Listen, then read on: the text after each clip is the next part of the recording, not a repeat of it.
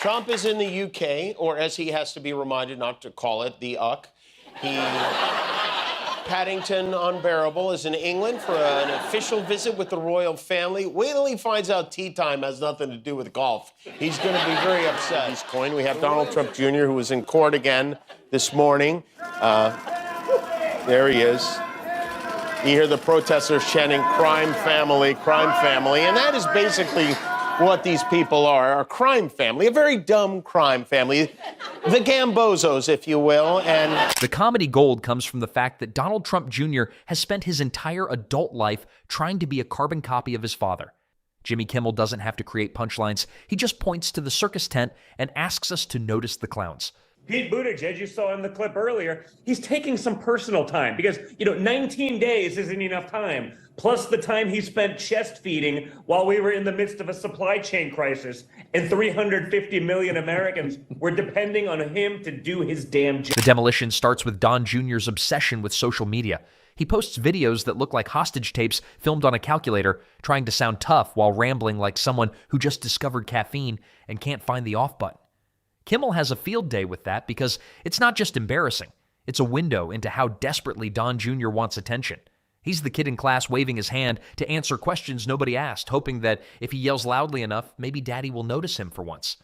Don Jr., he's so embarrassing. He's on the stand. He's testifying in this $250 million fraud trial, and he has to compliment. He said his father is an artist with real estate. Yeah, he's an artist. He's Vincent Van Gogh to jail with real estate is what he is.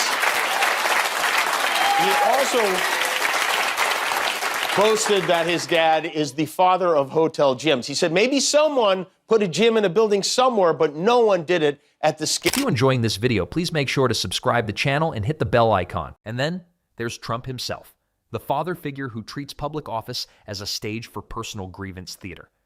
Just tell him I'm leaving you and I'm taking our child. He would be stunned. We have a child? Kimmel finds the comedy sweet spot in the father-son duo dynamic.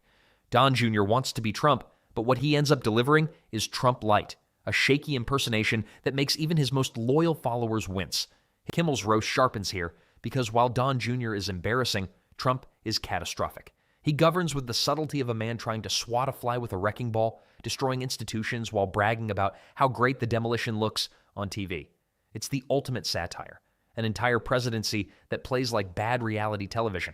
Kimmel doesn't need to exaggerate. He just points out the absurdity of a commander-in-chief whose main obsession is his own reflection. I'm not supposed to rely on a big five accounting firm, like one of the biggest accounting firms in the world. I can pay them millions of dollars. I rely on them to do accounting, but I'm supposed to know more than that. This logic, insurance companies are going to start suing patients for listening to their doctors. Right? Do you understand? Like, am I supposed to know more? Oh, Don Jr. doesn't know anything about it. I'm not an accountant. I'm a business guy. His speeches drip with secondhand bravado, and his attempts at outrage land like a karaoke performance where the singer forgot the lyrics but still won't leave the stage. Meanwhile, Trump treats him not like a son, but like an intern, useful only when parroting back applause lines. It's family dysfunction broadcast live, and Kimmel doesn't even need a laugh track. It writes itself. But there is no accountability. There's not even the expectation of these guys doing their jobs. And what is your job exactly? I mean, seriously, besides yelling at your laptop, what is it that you do for a living? What do you write on your tax return, son? Donald Trump Jr. is the only guy in America who claims himself as a dependent. Don Jr.'s public appearances are a comedy sketch on their own. He paces across stages, red-faced and sweaty, selling the Trump brand of grievance like a used car salesman trying to move a lemon. He tries to echo his father's mannerisms, the hand gestures, the fake swagger, the pauses meant to sound profound, but only expose that there's nothing behind the curtain. Sign, which, by the way, really put Kinko's to the test, is especially timely because this trip he's taking was planned by the UK ambassador to Washington, a guy named Peter Mandelson, who was fired last week when they found out he wrote one of the letters in the Jeffrey Epstein birthday book, which means Pete will not be there for the visit he planned, which is too bad. He and Trump would have had a lot of gross things to talk about, I'm sure. But Kimmel also digs into Don Jr.'s endless attempts to prove toughness. He tries to project strength by yelling, pointing, and mocking critics, but the effect is the opposite.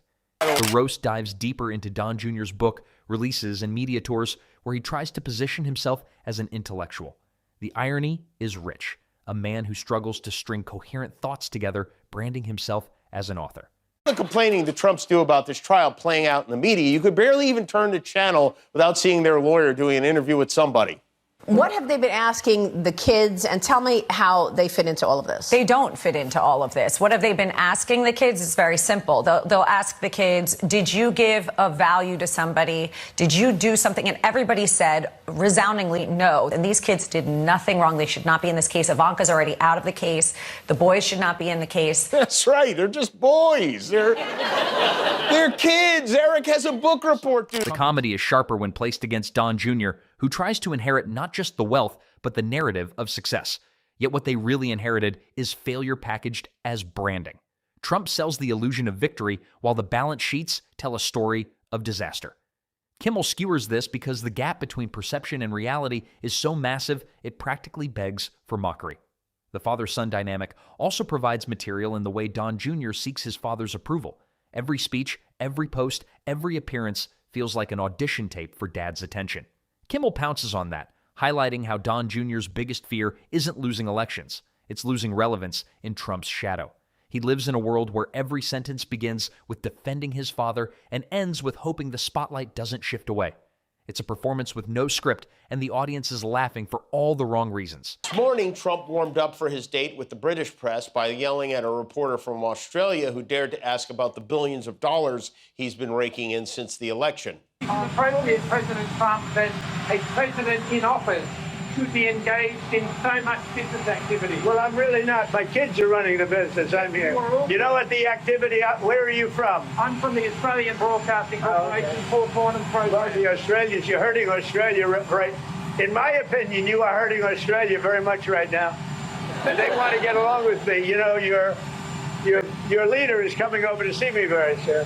I'm going to tell him about you. You set a very bad tone. Go ahead, John. He needs to make a decision. You want to be a dictator or just a dick? Because you can't also spend some time bragging about his $200 million ballroom again. He said it's going to be the greatest ballroom anywhere in the world. Oh, how exhilarating for all of us. He's so excited for these balls, he can taste them. Trump claims he's going to pay for some of the cost of the ballroom as a gift to us, which, thank you very much. We'll never be in it, but thank you very much. And he's already figured out where to get the money. Trump today became the first president to sue the New York Times. Trump himself is roasted for turning politics into a family business empire. Kimmel draws attention to how every policy is less about the public good and more about personal gain. From hotels to properties, the Trump brand lurks behind every decision. It's corruption dressed up as capitalism, and it leaves Kimmel with endless material. When the leader of the free world acts like a walking billboard, the satire is an invention. It's observation.